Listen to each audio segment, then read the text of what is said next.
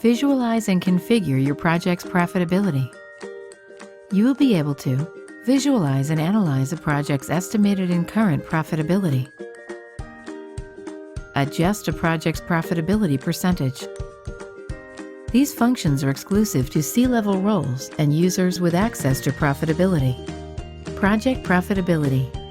To see a project's profitability progress, click on it and go to the Profitability tab. Here you will find an estimated return and another current. If you have a recurring project, you will be able to see historic data. You will see how the consolidated hour costs and the additional costs are subtracted from the project's current budget, resulting in profitability in nominal and percentage terms. In the case of current profitability, you will be able to see in real time changes in the hour costs based on users' time tracking in the project's tasks. If you do not have C-level access, you can only view this value if more than 3 users have tracked their time to the project.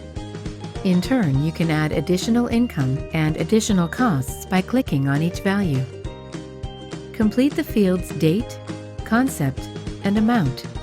The final profitability will be automatically updated.